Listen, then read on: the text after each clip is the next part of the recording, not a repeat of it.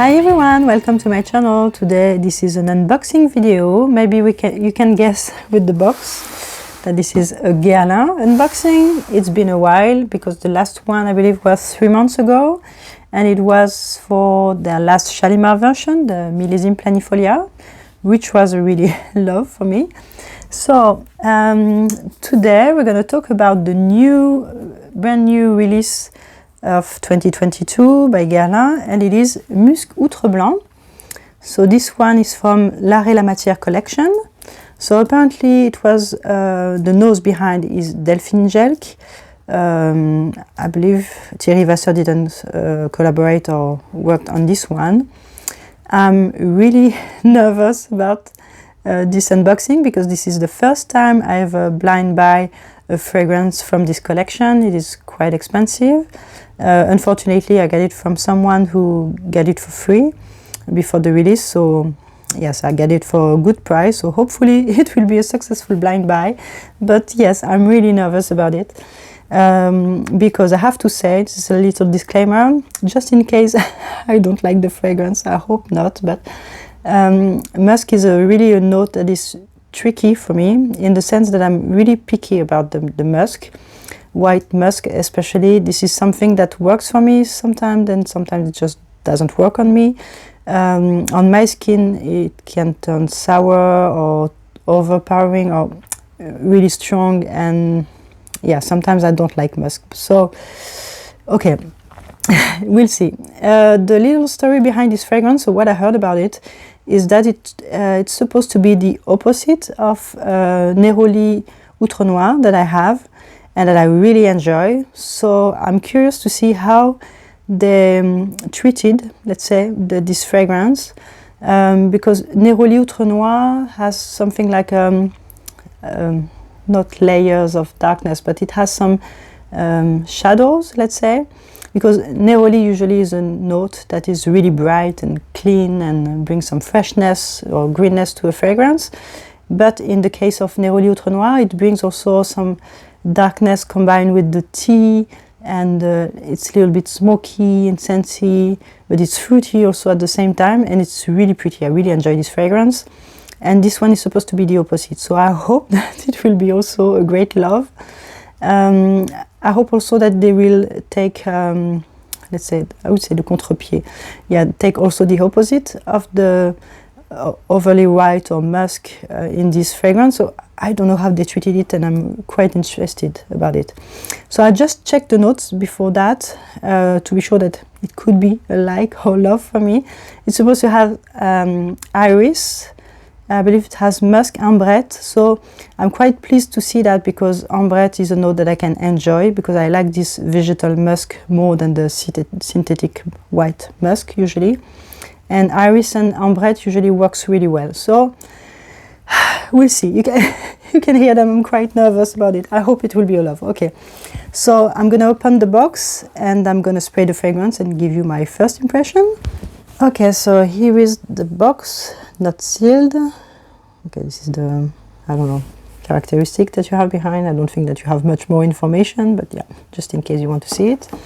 And this is what the new bottles look like now. Oh, okay.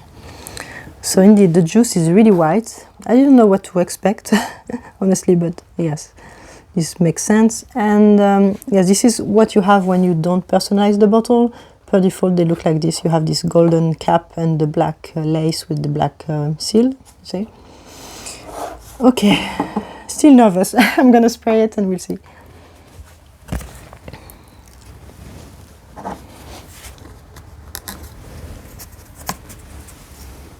Okay, I've just sprayed it. Oh, let's put the cap. Yeah. On the right side. Yes, okay, so I just get a whiff of it. It's really fresh and uplifting. I get citrusy, so I don't think citrus notes are more listed than that. Okay, on my skin it's different. Okay, let's see. It's really plain on paper, so I'm gonna talk maybe more about what I got on skin. So on my skin I have really this vegetal musk, a bit peppery, spicy, with something, I don't know, like a white plasticky layer. This is quite strange. I had lots of citruses in the opening, maybe because of the neroli, but now it's already tamed, I would say. And now what I get the most is the iris. So this makes sense because on my skin the top notes evolved really quickly and I quickly get the middle notes, let's say. So I have indeed these white florals, but they are not stronger, let's say, than the musk. It's really well blended, the musk and the white florals. I expected much more white florals than that, but that's not the case. I have more iris. It has something like a slightly plasticky iris. I know it doesn't sound good, but I believe this may be because of the note of sandalwood behind. And sandalwood can have this, yes, on my skin it can be a little bit plasticky or a little bit creamy. Okay, I'm gonna spray it again on paper to have a more, let's say, neutral opinion of it, because yeah, my skin is not a neutral material for sure. I'm not fond of the opening in the sense that it's smelling more like a cleaning product, I would say. No, it doesn't sound good at all, but at the same time it's really soft. It's a really soft fragrance. I'm quite surprised that it is, I believe it is an eau de parfum. It smells more like an eau de toilette to me. Yes, this is a pleasing iris musk fragrance. Yes, hopefully the iris is really saving the fragrance for me, because this first initial spray with the citruses, I really don't really enjoy that, in the sense that yes, the neroli, the citruses in the opening is sharp and more in the sense of cleaning product, but after that the musk and the iris is really pretty. It's becoming more powdery.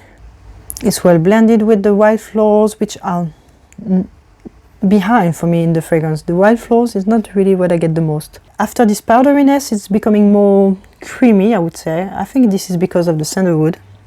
And on paper, it's really, really nice. It's a soft and tender fragrance. This is not strong at all. I'm surprised, but I'm wondering also what will be the longevity of this fragrance on me. I don't think that it will be projecting a lot, honestly. It's tender and soft, maybe in a more mature way, I would say. But I think maybe young girls that seem to enjoy Narciso Rodriguez fragrances, maybe they would enjoy that one too. Okay, let's see on my skin now how it evolved. Yeah, on my skin there's something that doesn't work. I don't know if this is the sandalwood, I suppose it is, or the musk, but it has something like a vegetal plastic smell which is quite hard to describe. But on my skin, yeah, it's not nice. It's not necessarily a fail, because I can still spray it on my clothes if it's working well. Yes, it would be, but on paper it's really, really nice. So it's mixed, let's say I have mixed feelings about it for the moment. This is a first impression, but yeah, I have mixed feelings about it. I think this could be working really well for you if you like really soft, clean musk and iris fragrances, powdery, and fragrances that are really soft and not too strong, bold, overpowering. And especially it will work well on you if you don't have any issues with sandalwood, and if sandalwood is a note that you like, and if it's working well on your skin. So in that sense it may be a bit safer for you. For me it was not a safe blind buy at all. That I knew it, that's why I was quite nervous about it, but yeah, that's the game. I'm gonna spray it on me and my sweater to see, yes, what I get about it. Okay, so far what it could remind me of.